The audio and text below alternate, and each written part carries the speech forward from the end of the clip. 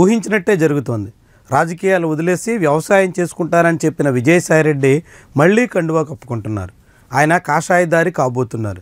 వచ్చే నెలలోనే ఆయన కాషాయ కండువా కప్పుకుని నేరుగా మరోసారి పార్లమెంట్లో అడుగుపెట్టేందుకు అంతా సిద్ధం చేసేసుకున్నారు. ఆంధ్రప్రదేశ్ తరపున ఆయన రాజీనామా చేయగా ఖాళీ అయినటువంటి రాజ్యసభ స్థానానికి జూన్ లేదా జూలై మాసాల్లో ఎన్నికలు జరగబోతున్నాయి. దానికి తగ్గట్టుగా ఆయన ఎన్నికలకు ముందే బీజేపీలో చేరి బీజేపీ తరపున రాజ్యసభలో అడుగుపెట్టే దానికోసం అంతా సిద్ధం చేసేసుకున్నారు. ఇక ఈ వ్యవహారానికి ఫుల్ స్టాప్ పెట్టడానికి ముహూర్తం మాత్రమే మిగిలింది. ఈ విషయాన్ని జనసేన పార్టీకి సంబంధించినటువంటి రాష్ట్ర మంత్రి నాదెండ్ల మనోహర్ కూడా కన్ఫర్మ్ చేశారు. త్వరలోనే విజయసాయిరెడ్డి బీజేపీలో చేరి బీజేపీ తరపున రాజ్యసభ సభ్యుడు కాబోతున్నారు అంటూ స్వయంగా నాదెండ్ల మనోహర్ ప్రకటించడం ఆసక్తికరమైనటువంటి వ్యవహారం. జనవరి నెలలో వైఎస్ఆర్సీపీకి రాజీనామా చేసిన విజయసాయిరెడ్డి ఏప్రిల్ తర్వాత బీజేపీలో చేరొచ్చు అని అంతా అంచనా వేశారు. దానికి తగ్గట్టుగానే ఇప్పుడు విజయసాయిరెడ్డి కాషాయ కండువా కప్పుకుని బీజేపీ తరపున ఆంధ్రప్రదేశ్ నుంచి రెండో రాజ్యసభ సభ్యుడిగా కూటమి మద్దతుతో గెలవబోతున్నారు. ఆసక్తికరం. వాస్తవానికి ఆంధ్రప్రదేశ్లో బీజేపీకి రాజ్యసభ స్థానం గెలుచుకోగలిగినంత బలం లేదు.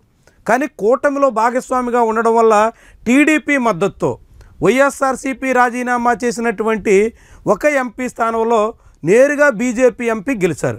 ఆర్ కృష్ణయ్య వైఎస్ఆర్సీపీకి రాజీనామా చేసి ఖాళీ చేసిన సీట్లో మళ్ళీ తనే బీజేపీ తరపున ఎంపికయ్యారు. ఒక రాజ్యసభ సీటు వచ్చింది బీజేపీ కంటే పెద్ద విశేషం ఏమి కాదు. ఇప్పుడు మళ్ళీ రెండో రాజ్యసభ సీటు కూడా బీజేపీ కట్టబెడుతున్నటువంటి వైనం ఆసక్తికరమైనటువంటి పరిణామం. విజయసాయిరెడ్డి కూడా ఆర్ కృష్ణయ్య బాటలోనే వైఎస్ఆర్సీపీకి రాజీనామా చేసి బీజేపీ తరపున కండువా కప్పుకోవడానికి సన్నాహాలు చేసుకుంటున్నటువంటి తరుణం ఆసన్నం కావడం అన్నది ఆసక్తికరమైనటువంటి వ్యవహారం. వాస్తవానికి ఆంధ్రప్రదేశ్లో కూటమిలో అతిపెద్ద పార్టీగా తెలుగుదేశం పార్టీకి ఎక్కువ రాజ్యసభ స్థానాలు ఉండడం అన్నది పెద్ద విశేషం కాదు. కానీ ఇప్పుడు చూస్తుంటే అందుకు రివర్స్లో నడుస్తుంది. తెలుగుదేశం పార్టీ కన్నా బీజేపీయే ఎక్కువగా ఆంధ్రప్రదేశ్లో రాజ్యసభ స్థానాల్లో వాటా తీసుకుంటున్నట్టుగా కనిపిస్తుంది. మొన్న డిసెంబర్లో జరిగినటువంటి 3 రాజ్యసభ స్థానాలకు గాను 2 టీడీపీ ఖాతాలో 1 బీజేపీ ఖాతాలో పడ్డాయి. ఇప్పుడు మళ్ళీ ఖాళీ అయినటువంటి ఒక్క సీటు కూడా బీజేపీ ఖాతాలో పడితే బీజేపీ టీడీపీ చెరో 2 స్థానాలకు ఆంధ్రప్రదేశ్ నుంచి ప్రాతినిధ్యం వహించినట్టు అవుతుంది.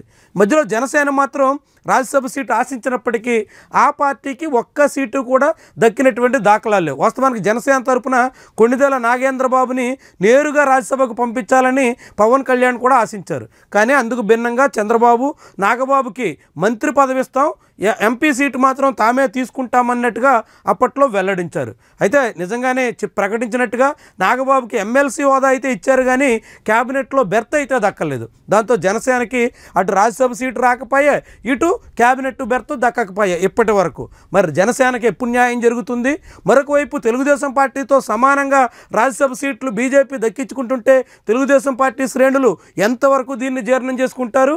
ఏమైనా విజయసాయిరెడ్డి బీజేపీ కండువా కప్పుకుని ఇప్పుడు కూటమి నేతలతో కలిసి సఖ్యంగా సాగేందుకు సన్నాహాలు చేసుకుంటున్నటువంటి తరుణంలో ఇది కూటమిలోని సాయిరెడ్డి వ్యతిరేకులు ఏ రీతిలో అర్థం చేసుకుంటారు, ఎంతవరకు కలిసి సాగేదానికి అవకాశం ఉంటుంది? ఇదొక ఆసక్తికరమైనటువంటి పరిణామం.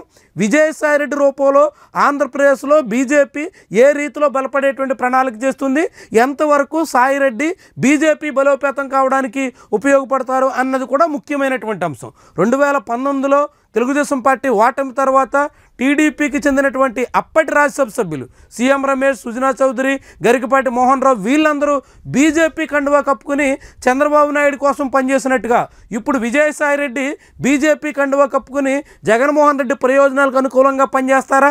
ఎట్లా చేస్తారు? ఏ రీతిలో సాగుతారు? ఏమైనా ఇది ఆంధ్రప్రదేశ్ రాజకీయ వ్యవహారాల్లో సాయిరెడ్డి పాత్ర మరోసారి ఆసక్తికరంగా మారబోతుంది.